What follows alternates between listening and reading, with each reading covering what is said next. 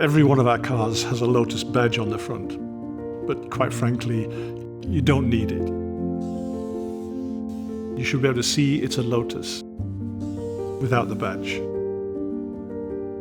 That's what we call the Lotus DNA.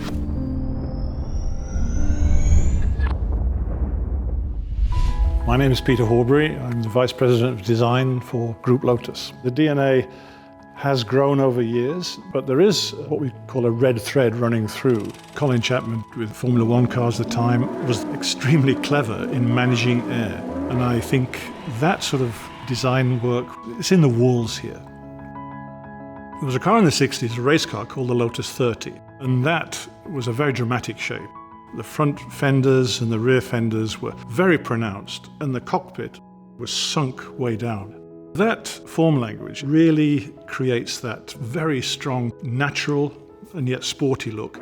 That was the start, I think, of what we've been using for the last 3 decades or more. We're not doing retro, we're not repeating the past. I'd say we're reminding of the past. The new cars look very modern, very new, even if they do have their roots so far back. The Lotus 30, the Emira and the Elettra, all those cars have in some part the same look. That low front, the rise over the front wheel, the dip down through the cabin area, and then back over the rear wheel.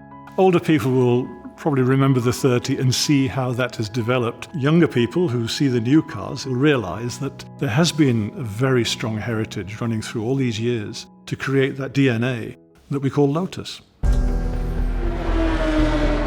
I think it's important that we don't just stick to one look.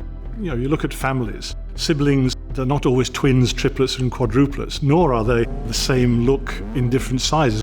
Each member of a family has their own character, but when you look at them, you can tell who the parents are, and that to me is enough. With the SUV, the fact that it was electric really gave us that opportunity to make it look more like a Lotus than we would have. We don't have that massive petrol engine either in the front nor behind. And one thing that helped us do with the Elettra was to recreate that mid-engine look, because we could move the windscreen forward so it sits perfectly between the wheels, just as it does on the Avaya, the Elise, etc. And to do that on an SUV is only possible with electric.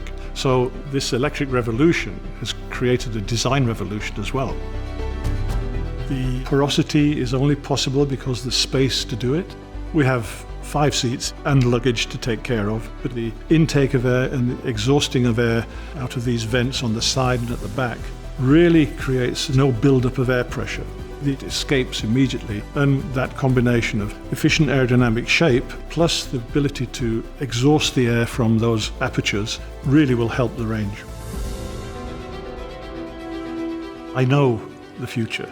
And it's looking very good. We've already completed the next car, and we're working on the following one, using the DNA, but not in a way that's static. We're moving on. But when you look at them, I'd like people to say, I can see it's a Lotus, but I don't know why. Well, I know why, and that's enough. Being responsible for a brand like Lotus is a bit like being asked to look after the crown jewels. It's yours for a while, pick it up, be careful, and then hand it on carefully. A huge responsibility. Everybody's looking to see what we do next. I'm quite confident that we'll give them more than they expect.